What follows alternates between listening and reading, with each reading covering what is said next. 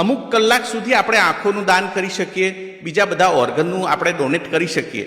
Same પુરુષ મર્યા પછી પણ એના ટેસ્ટિસમાંથી 6 કલાક સુધી આપણે સ્પર્મ લઈ શકીએ. તો સર આ સિચ્યુએશનથી બચવું હોય કોઈ બી દંપતી કે ઇનફર્ટિલિટી સુધી ના પહોંચવું હોય તો એના કયા કયા એવા રસ્તા છે? અમે સીએમઈ કરતા હોઈએ છીએ. સીએમઈમાં જનરલ પ્રેક્ટિશનરની પણ સીએમઈ હોય અને ગાયનેકોલોજીસ્ટની પણ સીએમઈ હોય. પહેલા પેશન્ટ જનરલ પ્રેક્ટિશનર પાસે જ જાય ઓબ્વિયસલી.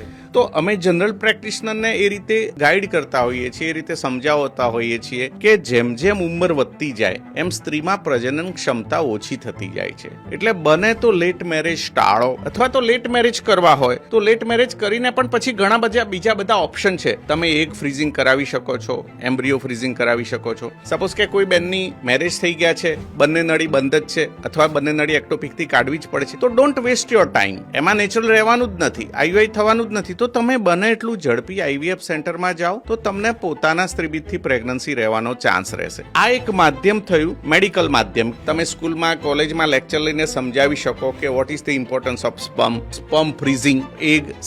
એક ગ્રાફ છે કે મેં તમને સમજાવ્યું એમ કે પુરુષમાં તો કોઈ ફરક નથી પડવાનો, જીવે ત્યાં સુધી બાપ બની શકે. અને હવે નવું લેટેસ્ટ તો શું કે છે કે જેમ આપણે મૃત્યુ પામીએ પછી અમુક કલાક સુધી આપણે આંખોનું દાન કરી શકીએ, બીજા બધા ઓર્ગનનું આપણે ડોનેટ કરી શકીએ.